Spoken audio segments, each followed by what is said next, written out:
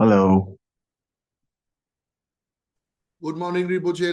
Good morning, Rinpoche. Hello. Good morning, Mr. Long. Hello. Good morning, everyone. Yeah.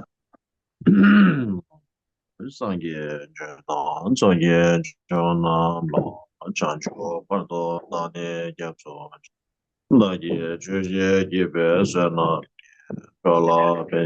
上野，上野，上野，上野，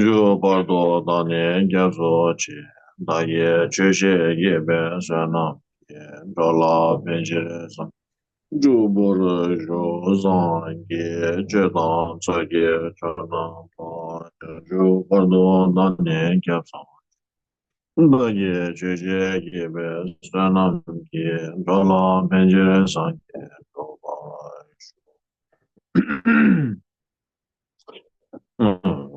没得了我我就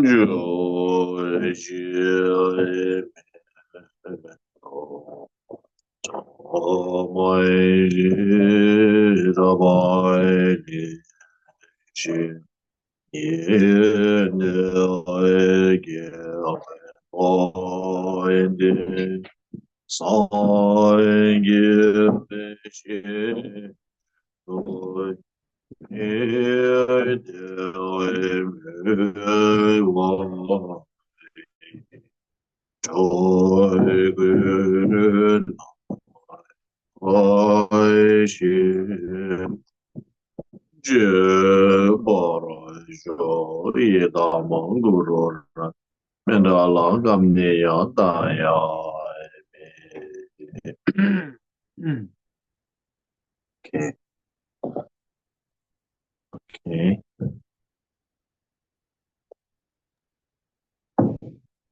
Hello, everyone. So good to see you again. Then today is the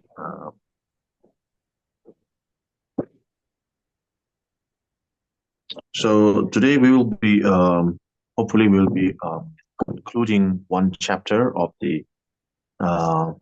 of the book Words of My Perfect Master, which is the arousing bodhicitta. So basically the practice of bodhicitta. That part we will be concluding, and so the last portion of that chapter was about the six perfections, the transcendental meditations, right? And so we covered the six perfections. Now these are some of the concluding words or the takeaway essence from this chapter. So we will go through that today. So the most important is that the six perfections, starting from generosity, morality, or discipline, diligence, meditation, patience, meditation, and then wisdom, right? And wisdom also has four sections, which is um, um, the aspiration. What is anyway? So basically, there is the six perfections. So the last of the six perfection is wisdom. So it is also said in the sutras that the five perfections are actually like the preparation for the sixth one, which is the wisdom. So in order to that is true, especially in the Bodhisattva practice, Mahayana practice, and more especially in the Vajrayana sense, that the five practices of generosity to diligence to discipline to, to meditation to patience, all these practices are like a uh, preparation or a conditioning practice for the wisdom, for the practice of wisdom. And within the wisdom, so when we talk about wisdom, so what is the wisdom that we are going to study? So there are many types of wisdom. The wisdom on the impermanence, wisdom on the selflessness, and so many other things, detachment, etc.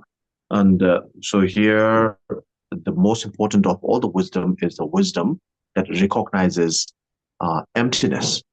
And this is the wisdom that we are going to study, that we have to pay attention to.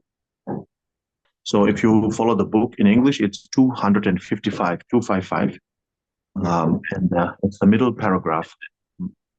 So, okay, maybe let's go from the top of the paragraph, which is, so here, Pedro Rinpoche says, to put it in a nutshell, the whole vast path of Bodhisattva teachings, including the 6 transcendent perfections, it could be summarized in its entirety as emptiness, of which compassion is the very essence. So compassion fueled compassion fueled by emptiness, compassion fueled by the wisdom of emptiness. So that is the essence of all the Bodhisattva practices. So Saraha says in his Doha. Doha is a spiritual song. So Saraha is the teacher of Nagarjuna. Okay, Nagarjuna's teacher, Saraha. So Saraha said in one of his spiritual songs, without compassion, view of emptiness will never lead to the sublime path. Okay, yet meditating solely on compassion, you remain within samsara. So how could you be free? So if you don't have the emptiness, understanding of emptiness, you could never attain enlightenment. But if you have only the emptiness, the view of the emptiness, the wisdom of emptiness alone, but no compassion, then it can, if you don't have the understanding of emptiness, it can never leave you out of nirvana, okay, out of samsara. It can never lead you to nirvana. It can never lead you out of samsara. You will always be stuck in samsara if you don't have the understanding of emptiness. But if you have the understanding of emptiness, but no compassion, then you may get out of samsara, but you will never get to Buddhahood. You will be stuck in the world of Arahat. Or so what we usually call this in the sutra is the superior nirvana and inferior nirvana. So superior nirvana is when you become a complete Buddha, like Buddha Shakyamuni. That is a superior nirvana, that you attain the superior nirvana. Then when you are ordinary arahat, that is, you have attained nirvana, but it's not the supreme nirvana, it's the inferior nirvana, because you have come out of samsara, but you have not attained Buddhahood yet. So the last 2 line is, but he who comes to possess both of these will neither remain in samsara or in nirvana. So this nirvana, you have to understand, is so you might think, okay, what is the problem with remaining in nirvana? Nirvana is a good thing, right? So that's why it's important to understand this nirvana is a reference to inferior nirvana, not the superior nirvana of the Buddha. So any arahat there is, all the arahats live in nirvana. Okay? Then the Buddha also live in nirvana. So, but these nirvanas are different, okay? Superior nirvana and inferior nirvana. Anyway, so without compassion, without understanding of emptiness, without the wisdom of emptiness, you will never come out of samsara. You will always remain in samsara. Samsara is the world where we live. All the afflictive emotions, negative emotions, anger, jealousy, all these things there. That is the world we live in, samsara, always up and down, up and down. Without emptiness, we will always be stuck in samsara. Without compassion, you may get out of samsara into nirvana, okay? Get out of samsara and get to nirvana, but you will stuck in nirvana. You will stuck in that nirvana limbo state. The nirvana, you will be stuck in the middle. Nirvana, you don't have any negative emotions. Maybe I will explain why it is not good to be stuck in nirvana later, okay? So basically, you will be stuck in nirvana and you will not be able to attain Buddhahood without compassion. So emptiness can get you out of samsara, and compassion can get you into Buddhahood. So the wisdom of emptiness, fueled by the heart of compassion, has to be there. That is the complete essence of the Mahayana teachings or the Bodhisattva teachings. So to support this, what Saraha just said, we have the Nagarjuna himself saying the same thing. Of course, Saraha is Nagarjuna's teacher, but people are more familiar with Nagarjuna than Saraha, right? So Nagarjuna also says that emptiness, of which compassion is the very essence, is only for those who want enlightenment. Enlightenment here refers to complete Buddhahood, to become same as Shakyamuni Buddha. So in the Atisha's student, main student, one of his two spiritual sons, Dromdumba, right? Sometimes we call him Geshe Dumba. So Dromdumba asked Atisha, what is the essence of all the Bodhisattva practices? And then Atisha said, the view of emptiness, which is fueled by compassion. The emptiness, compassion, whose essence is that of the emptiness, view of the emptiness. That is the essence of all Bodhisattva practices. And then Dromdumba asked, if that is the case, then why there are so many teachers or practitioners, great masters, supposedly great masters, who have all these, negative emotions such as anger, jealousy, and etc., etc. And then Atisha said, it is because they all were speaking about it. They were very good with the words, not with the actions. But therefore, that's where they got stuck. So Atisha continued that if they had really understood, grasped the meaning of emptiness, then their thoughts, their words, and their actions would be soft as butter, soft as cotton. And so in Tibet, we have something called tsamba soup, which is like a porridge, very, very thin porridge. So like a thin porridge laced with butter. So it will be very soft and smooth if they have truly understood emptiness. And he quoted Master Aryadeva. Aryadeva is the chief disciple, the main spiritual son, the most senior spiritual son of Nagarjuna. So Aryadeva had said that even to wonder, even to think, even to ponder, even to wonder whether or not all things are empty by nature would make samsara fall apart. Not to, even if you don't have even if you don't understand the whole thing, just to wonder when someone talks about emptiness, then you think like, oh, is it true or not? And emptiness is emptiness really the solution for all the problems?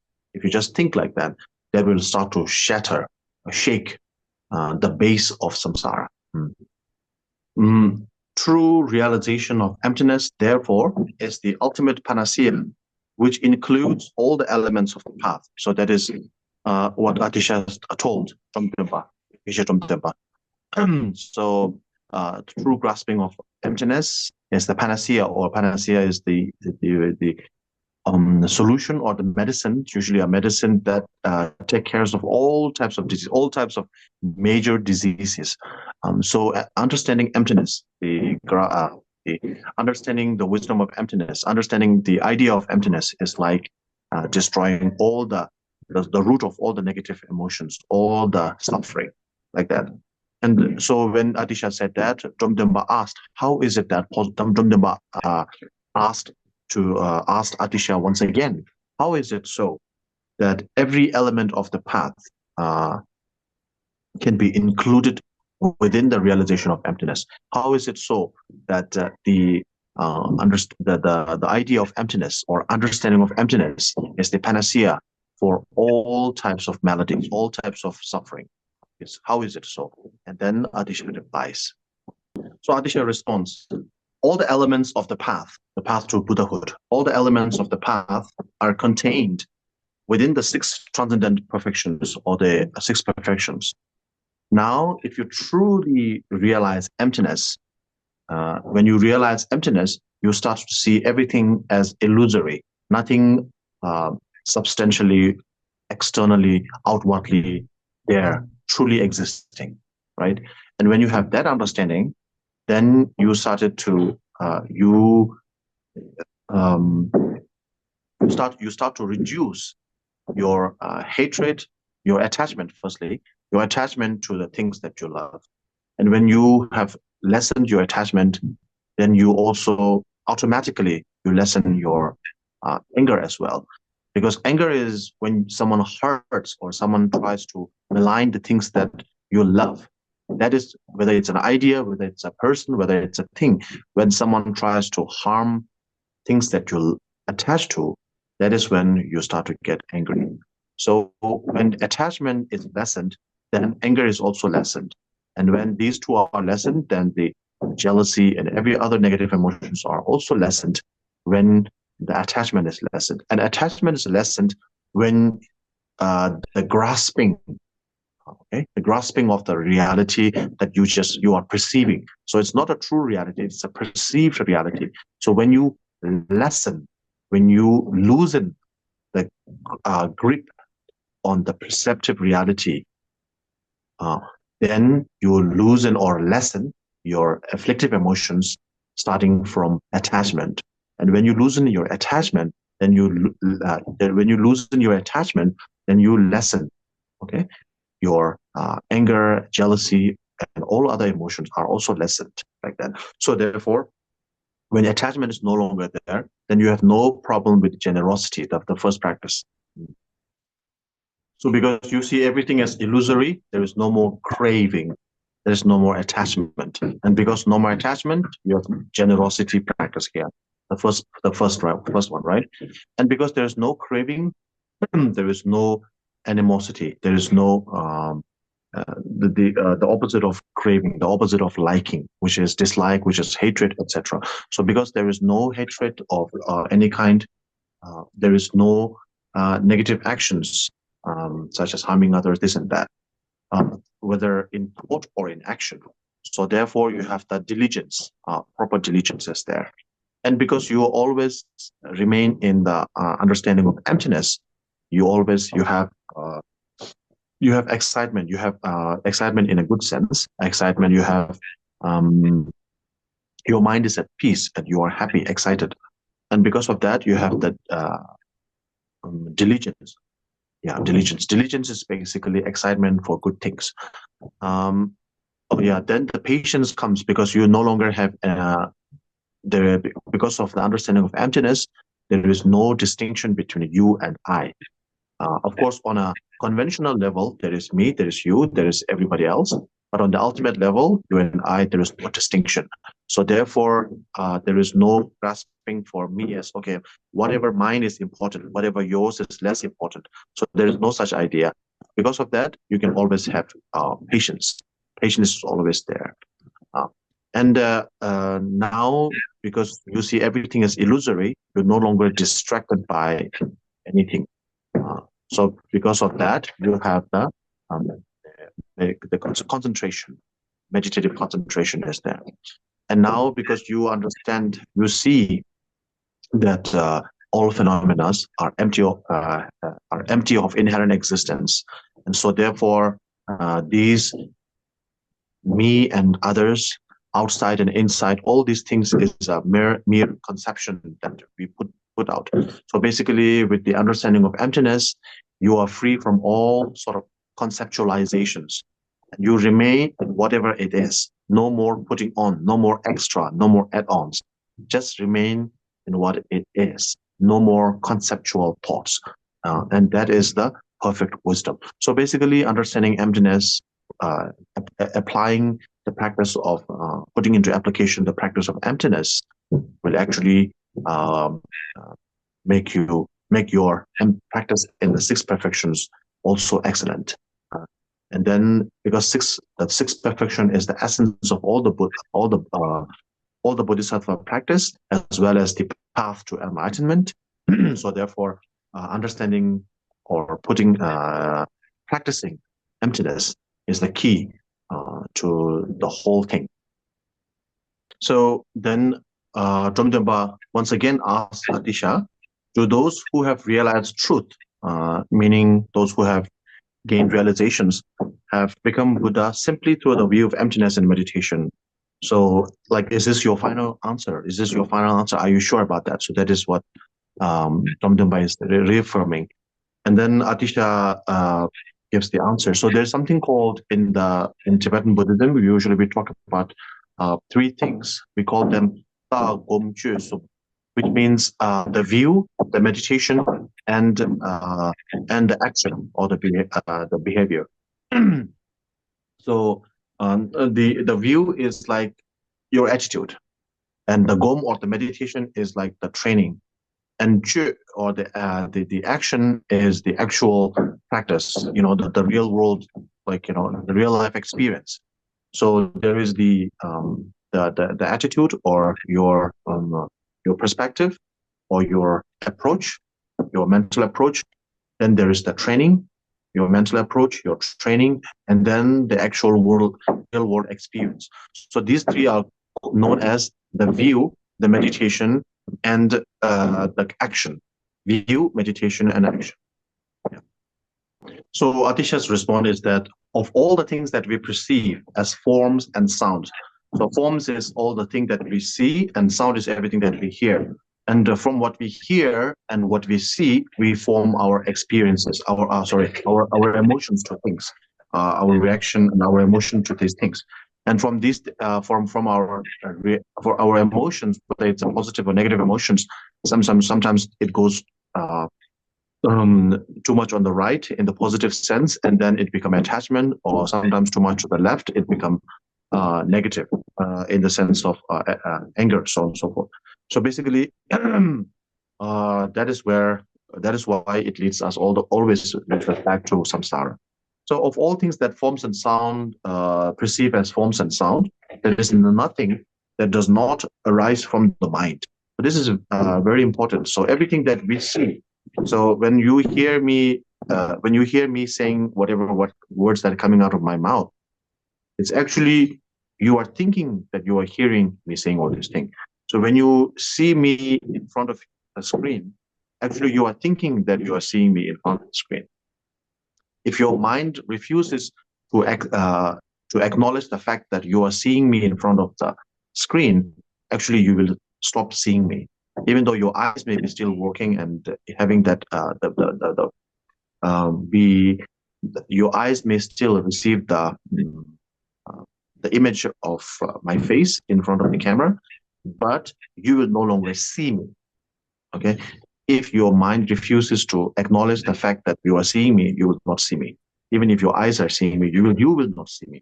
So everything that you form your idea or any emotion or whatever, it is because your mind acknowledges so. Okay. So this is what Adisha is trying to say. Everything that forms and sounds that is arise from the mind. There is nothing that does not arise from the mind. So to realize that the mind is awareness, indivisible, not separate, okay? Indivisible from emptiness is the view. Keeping that realization at all times and never being distracted from that is the meditation. To practice the two accumulation, so two accumulation is accumulation of merit and accumulation of wisdom. So two accumulation as a magical illusion. Even when you practice, don't think of your practice as something inherently true. Even your practice of the accumulating the merit, even the Buddha himself, everything, think of that as illusory in the sense that it does not exist as we think it does. Okay, so to practice the two accumulation as a magical illusion from within, that state is called action. So by having the understanding of emptiness, you have all three: view, meditation, and emptiness. View, action, and view, meditation, and action. All three practices intact. Yeah. So. Yeah. Yeah, if you make a living experience of this practice, okay, let's continue. It will continue in your dreams. If you practice it during the day, it will also continue in your dream. If you're in your dream, you will be practicing this. And then a dream or the sleeping state is is a simulated practice for death as well. So so sleep is a small death. Every day we are dying, moment by moment, and when we sleep for 6, 7, 5 hours, we are dying for that part. It's a small death. So if you practice it during your day, you can do it in your nighttime during your sleep. If you can do it during your sleep time, you can do it during the intermediate state between death of this life and the birth of the afterlife. So in this state also, you can also practice the meditation of emptiness.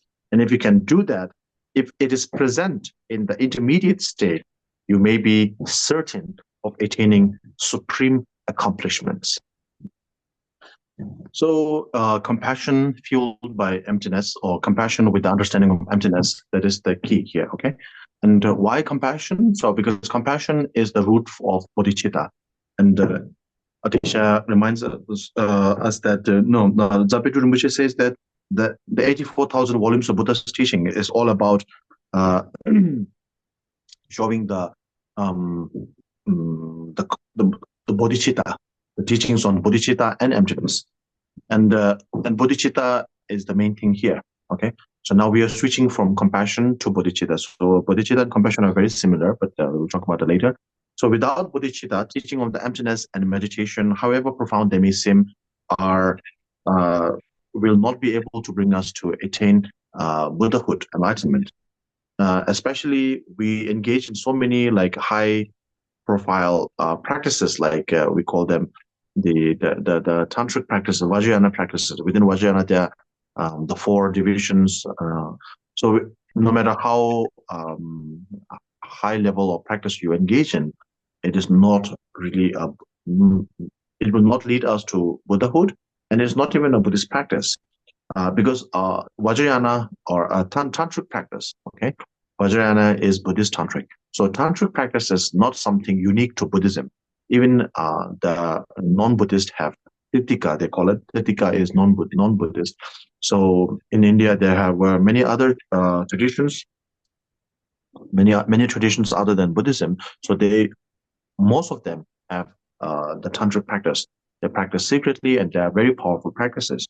So without the bodhicitta and compassion, bodhicitta fueled by compassion, compassion fueled by understanding of emptiness, if you don't have any of these, then it's no different from any Titika practice or the non-Buddhist practice, and it will never lead you to the complete Buddhahood complete Buddhahood. Yeah. So in order to practice bodhicitta, you also need to have the refuge in the triple gem. So if you don't have the refuge in the triple gem, no bodhisattva bodhicitta practice, and no understanding of emptiness, none of these, then whatever practice you might do, like recitation of mantra, doing kora, many other whatever you do, it's still a good work, good thing, but it does not lead you to complete nirvana. It does not lead you to Buddhahood, right? So that is like building a 9-floor build. It's just like constructing a 9-floor building in a frozen lake in winter. That's what Pedro Rinpoche says, like that. So never undervalue or underestimate the taking refuge. That is the main thing as a Buddhist. Then bodhicitta practice, which is the main thing for bodhisattva followers, Mahayana practices. Don't think like this is beginners thing. This is something small, low, not for me. My practice, I'm intelligent. I am very fortunate, so I should practice only I only engage in the practice of Vajrayana. I'm a high practitioner, things like that. That is not correct.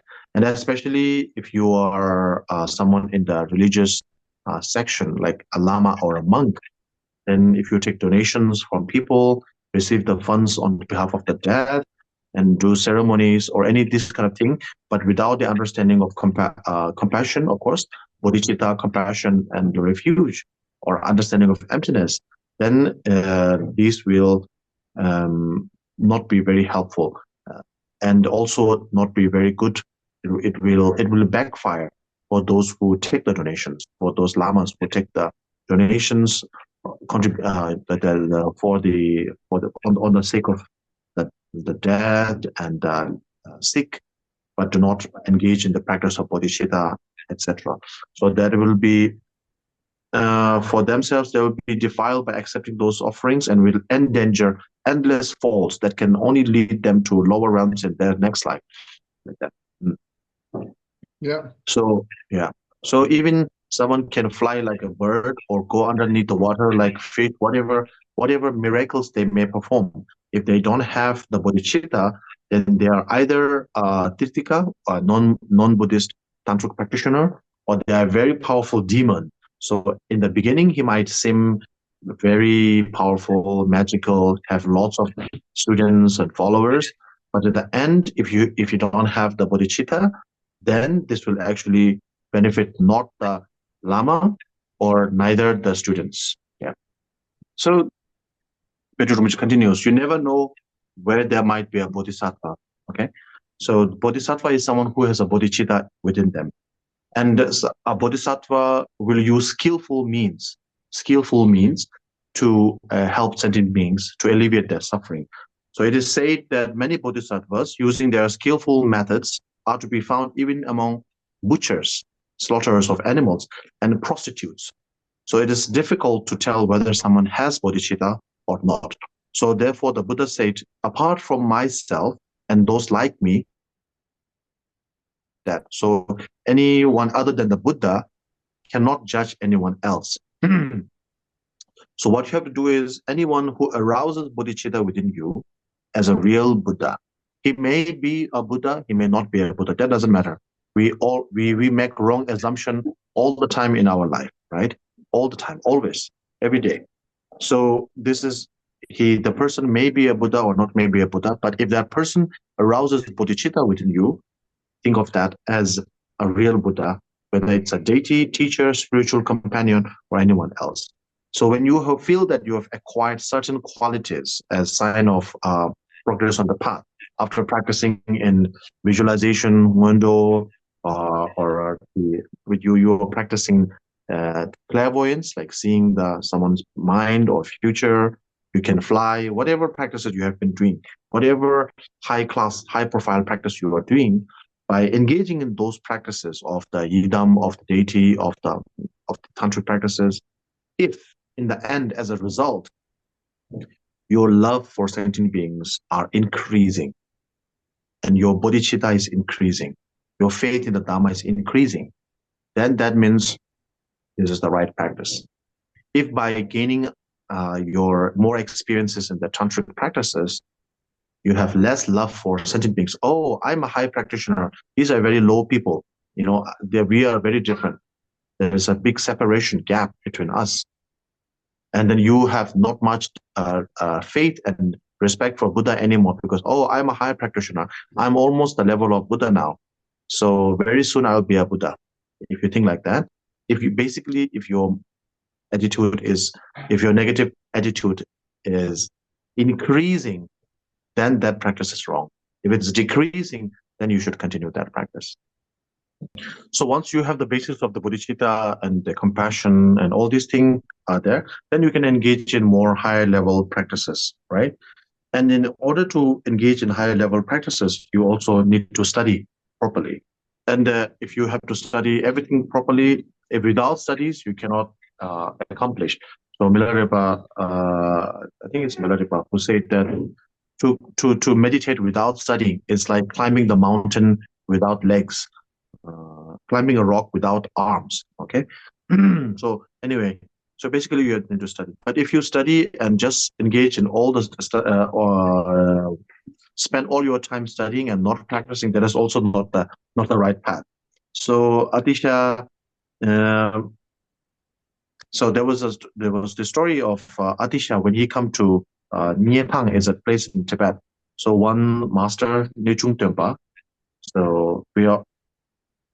so he asked him, like, what is the difference between, like, okay, there are many different tradition in Indian, like Buddhism, as well as within India, there are many other traditions. So he asked about what is the difference between this tradition, like that. And Atisha said, all these things there are many systems, but they are just discursive thoughts. So they're just distracting. Okay. What you have to do is you have to reduce all of them, put them into the essence. Okay.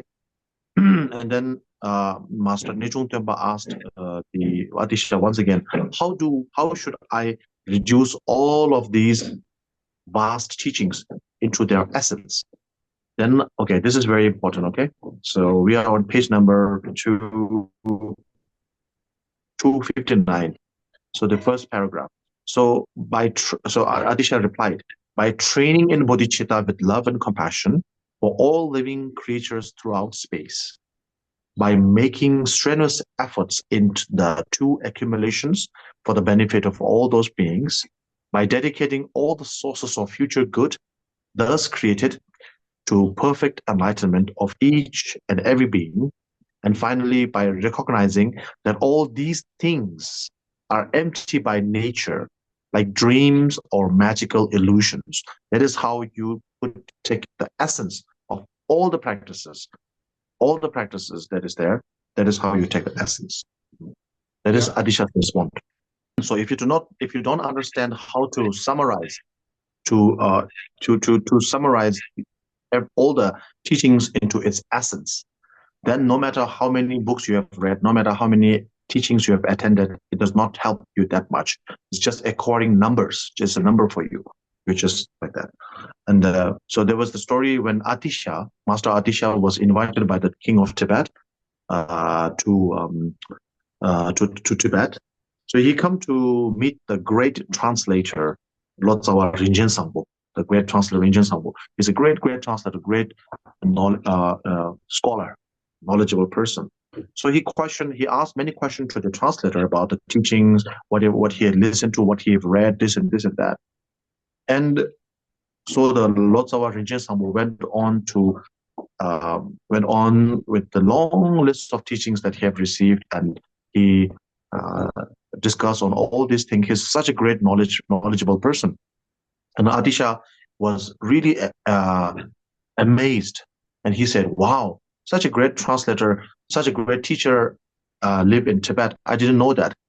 If such a great translator like you live in Tibet, then I don't need to come to Tibet. You can actually help the people in Tibet yourself.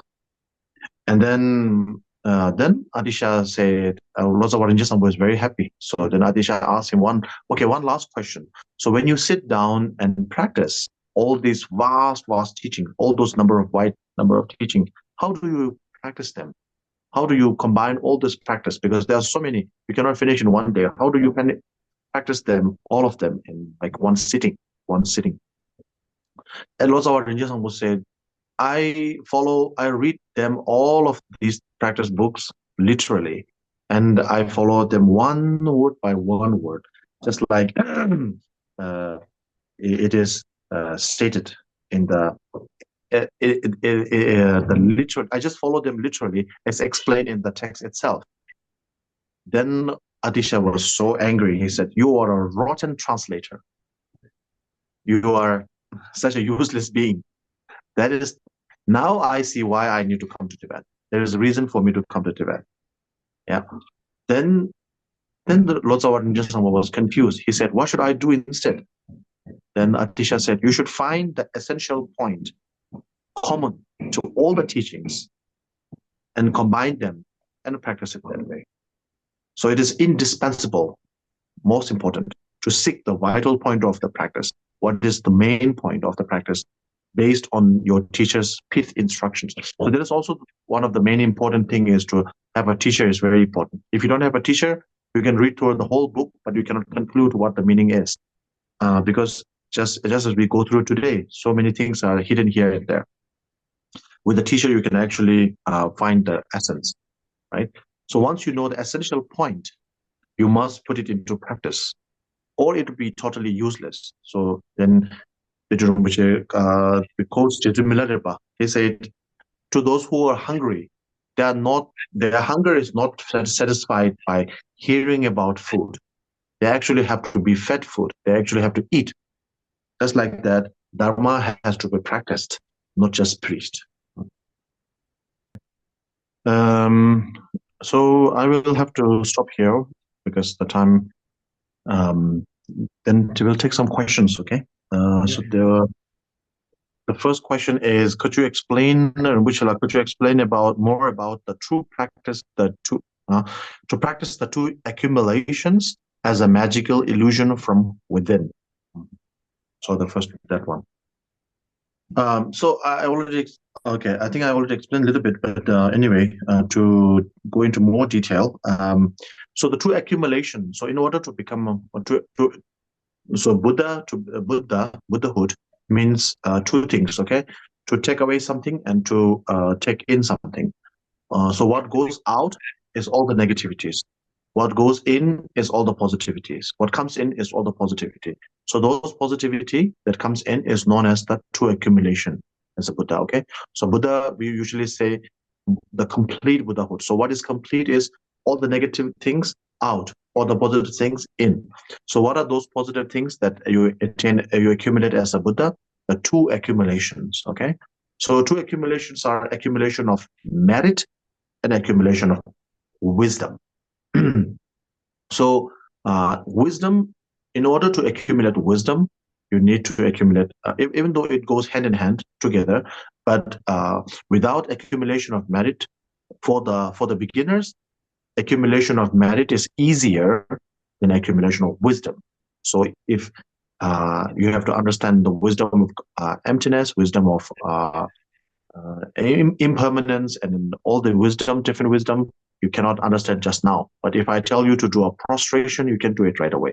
If I tell you to do a kora, you can do it right away.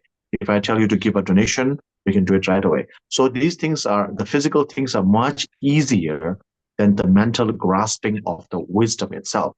So in order to have a certain level of uh, accumulation of wisdom, you actually have to start with the accumulation of merit. So merit is accumulated whenever you do any positive work. So normally people talk about the accumulation of merit a lot.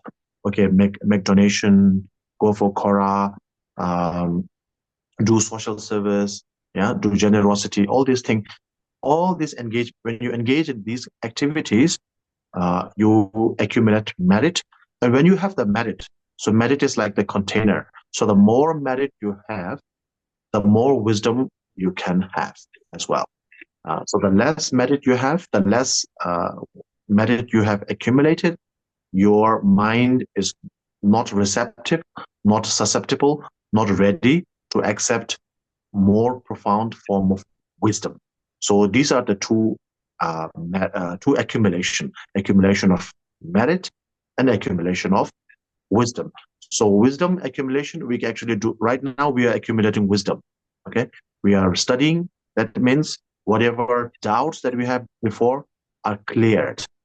Whatever negative doubts are negative in that sense. So whatever doubts, whatever ignorance that we have been cleared in the last 1 hour. So that is accumulation by clearing the negative emotion, which is ignorance of whatever we don't know.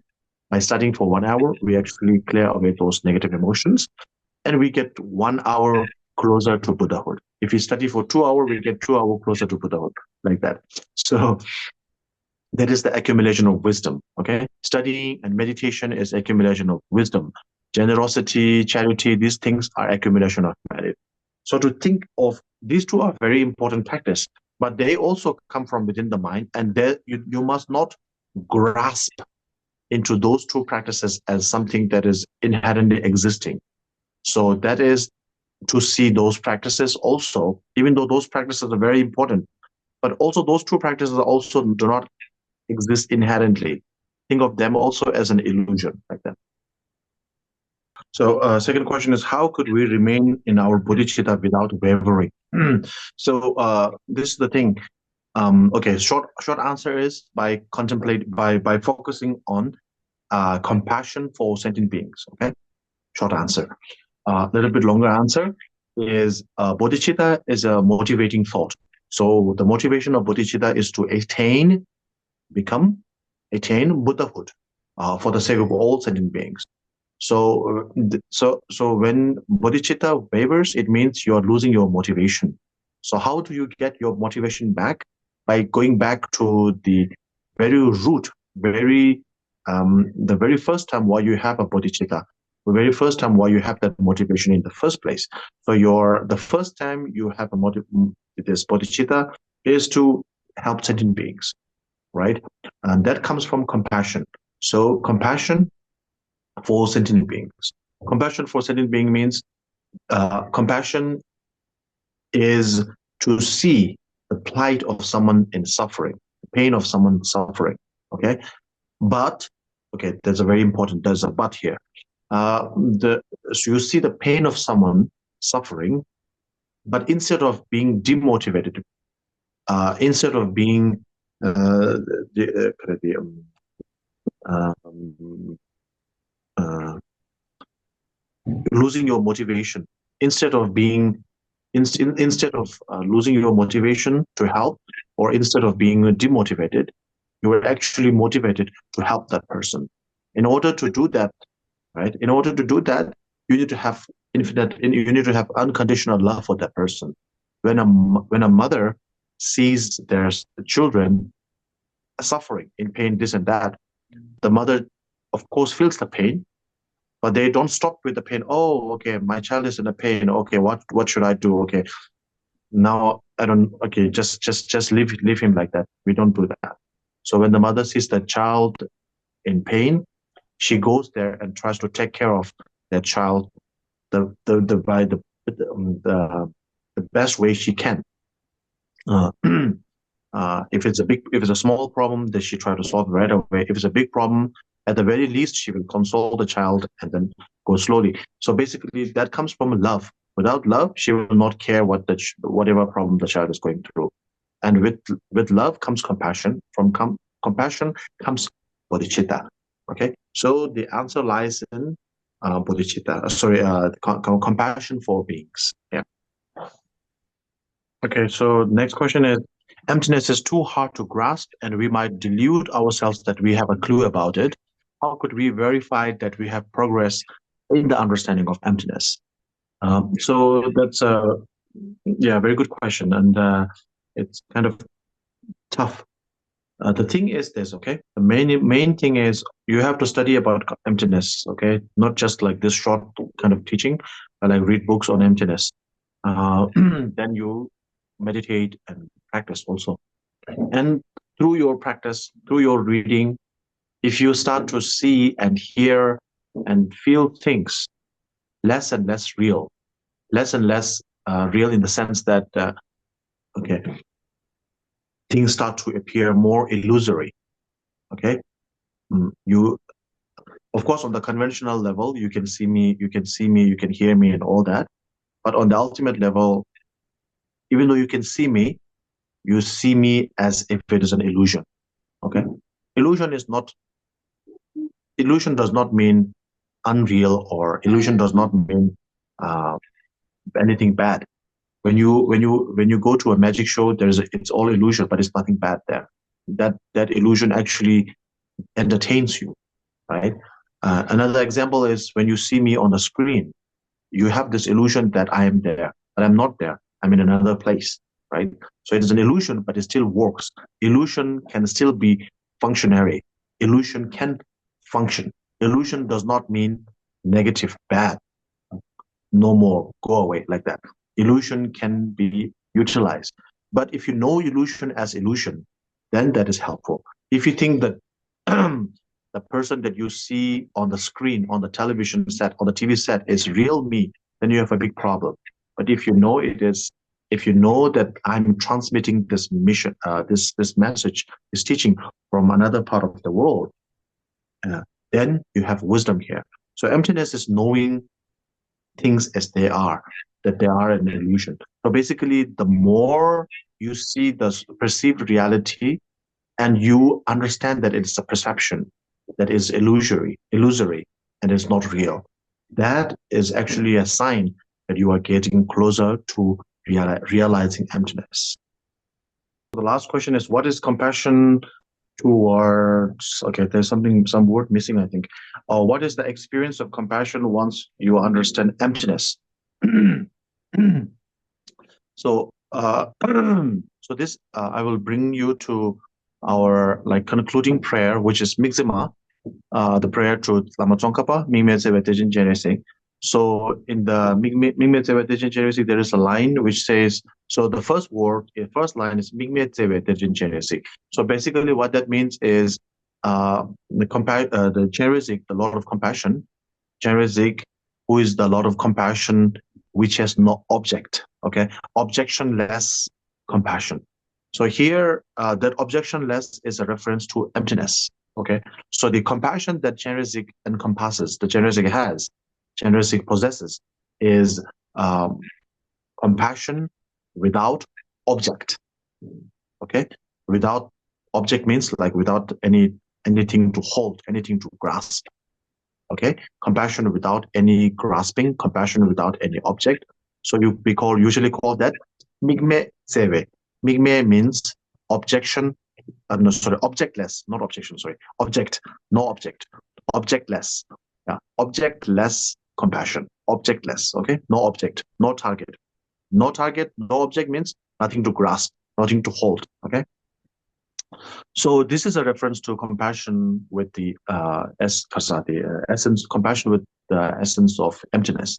So what this does, okay, what is the experience of a compassion fueled by emptiness? So what this does is that you have compassion. We all have compassion. We have like compassion for people we love, like our children, our family, like that. Then there is one level up. We call that the great compassion. That is compassion for all sentient beings, not just our family, blood, related friends like that, but everybody. That is great compassion. But even then, it still has an object. It still is uh, um, somewhat somewhat siding or aligning with the sentient beings, with the beings. So even though the idea of compassion is to help sentient beings to be motivated, not demotivated, but seeing the plight of sentient beings, but being motivated enough to alleviate their suffering as well. So that is compassion. And compassion without an object means a compassion that is no longer grasping, even though it's taking care of, it's actually dealing with the suffering, dealing with the elevation of the suffering of sentient beings. It's no longer stuck there. There is no object to be stuck. So that is the objectless emptiness. Sorry, objectless compassion. So objectless means, so how does it become objectless? Once it has the understanding of emptiness, then it becomes objectless. If the compassion does not have a proper understanding, if the person who has the compassion does not have a proper understanding of the emptiness, then that compassion has an object, is stuck somewhere, is still stuck. Okay, so this is where we go back to the original, like the beginning of today's teaching. The beginning of today's teaching is, what is that? With compassion, with emptiness, we come out of samsara, right? With compassion, we come to Buddhahood, right? So in order to go to Buddhahood, emptiness is not useful. We need compassion, okay? We need compassion. By emptiness alone, we cannot get to Buddhahood. We need the compassion, because compassion is the root for bodhicitta. Because bodhicitta is the attitude to become enlightened Buddhahood for all sentient beings. So Buddhahood can be gained only through the practice of compassion. But is compassion alone enough? It's not enough. Because even though your goal is to go to Buddhahood, it's too far away. So before gaining Buddhahood, you still have to cross over nirvana. And crossing nirvana can be done only by emptiness. So with emptiness, you are free from samsara. With compassion, you are free from the non-enlightened state, non-Buddhahood state. Yeah, like that. All right. So, there's one last question. Does Buddha have emotions? Does Buddha have sadness and joy? Okay, so Buddha does not have sadness. So Like technically, we would say he does not even have joy, in the sense that all his emotions are neutral. But this is the thing. So he does not have sadness from something that people say or do bad thing, or joy from people doing good thing, like that. So basically, his emotions are always neutral. There's no reactionary emotions for the Buddha.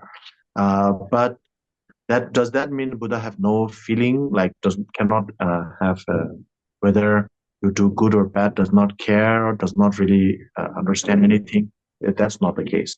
And does Buddha not have compassion when people are suffering? Does Buddha not care? That is not the case. So Buddha has the awareness to feel your emotions. Okay, whether it's sad or Buddha. When you are in pain, Buddha is not in pain, but Buddha is aware of the fact that you are in pain. Okay, Buddha has the awareness of your pain, but Buddha does not have pain, like that. Yeah.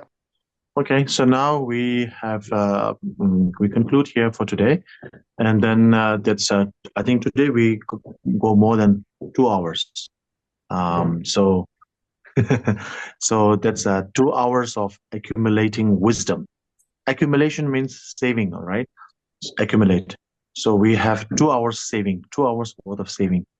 And that saving should be deposited in a long-term deposit in the form of dedication. So now we will go to dedication. Yeah.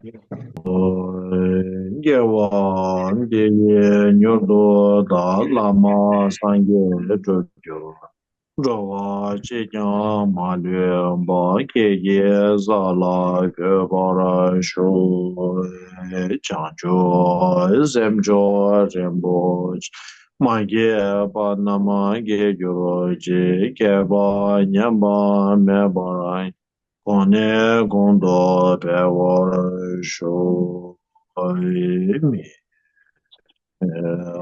zēvē Jere je jene je se je me ge wai boy jan de boy mai ge jo mai je san ve da an jene ge Zoge zoinkai ba Lama zain jai be shai lai soi wai Lai zain jai be shai lai soi wai